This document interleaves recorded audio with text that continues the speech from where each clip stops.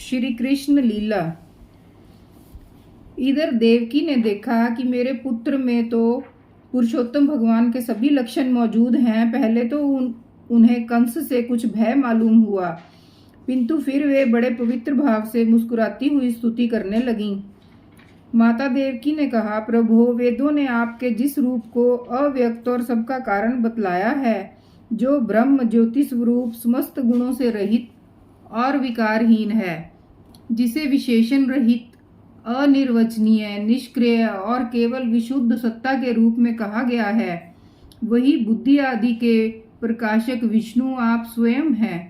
जिस समय ब्रह्मा की पूरी आयु 2 प्रारब्ध समाप्त हो जाते हैं, काल शक्ति के प्रभाव से सारे लोक नष्ट हो जाते हैं, पंच महाभूत अहंकार में, अहंकार महतत्व में और महतत्व प्रकृति में लीन हो जाता है, उस समय एकमात्र आप ही शेष रह जाते हैं।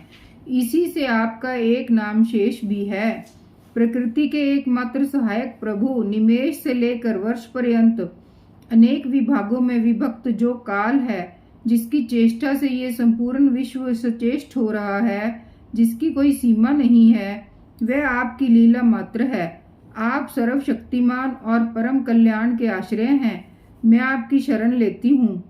प्रभु, यह जीव मृत्युग्रस्त हो रहा है। यह मृत्यु रूप कराल व्याल से भयभीत होकर संपूर्ण लोकांतरों में भटक रहा है, परंतु इसे कभी कहीं भी ऐसा स्थान न मिल सका जहाँ ये निर्भय होकर रहे।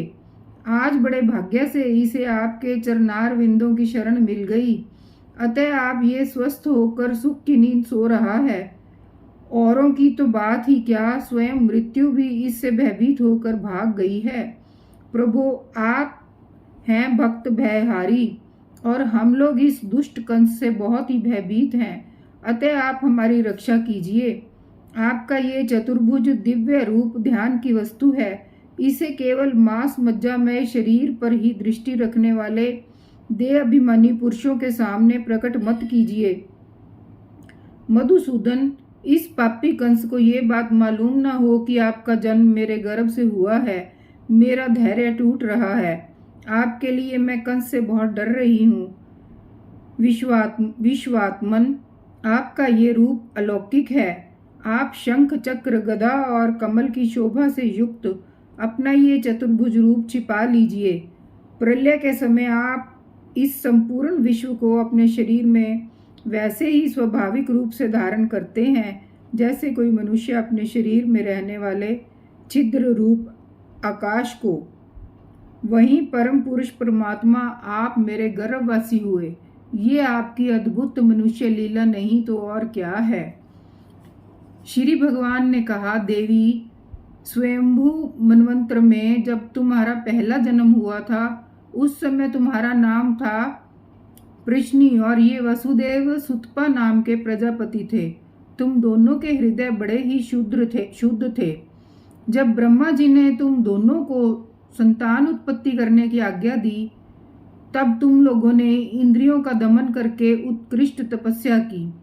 तुम दोनों ने वर्षा, वायु, घाम, शीत, उष्ण आदि काल के विभिन्न गुणों का सहन किया और प्राणायाम के द्वारा अपने मन के मल धो डाले। तुम दोनों कभी सूखे पत्ते खा लेते और कभी हवा पीकर ही रह जाते। तुम्हारा चित्त बड़ा शांत था। इस प्रकार तुम लोगों ने मुझसे अभीष्ट वस्तु प्राप्त करने की इच्छा से मेरी आराधना की। मुझ में चित्त लगाकर ऐसा परम दुष्कर और घोर तप करते करते देवताओं के 12,000 वर्ष बीत गए। पुण्यमयी देवी, उस समय मैं तुम दोनों पर प्रसन्न हुआ, क्योंकि तुम दोनों ने तपस्या, श्रद्धा और प्रेममयी भक्ति से अपने हृदय में नित्य निरंतर मेरी भावना की थी। उस समय तुम दोनों की अभिलाषा पूर्ण करने के लिए वर देने वालों का राजा मैं इसी रूप से तुम्हारे सामने प्रकट हुआ। जब मैंने कहा कि तुम्हारी जो इच्छा हो मुझसे मांग लो, तब तुम दोनों ने मेरे जैसा पुत्र मांगा। उस समय तक विषय भोगों से तुम लोगों का कोई संबंध नहीं हुआ था, इसलिए तुम्हारे संतान भी ना थी। इसलिए मेरी माया से मोहित होकर तुम दोनों ने मुझसे मोक्ष नहीं मांगा।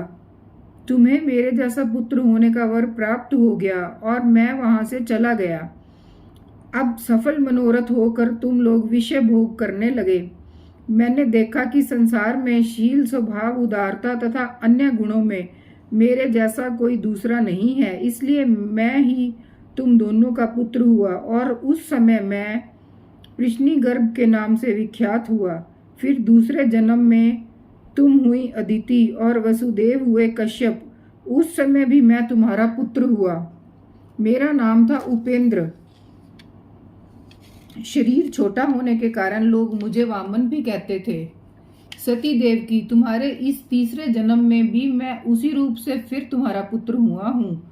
मेरी वाणी सर्वदा सत्य होती है। मैंने तुम्हें अपना यह रूप इसलिए दिखला दिया है कि तुम्हें मेरे पूर्व अवतारों का स्मरण हो जाए।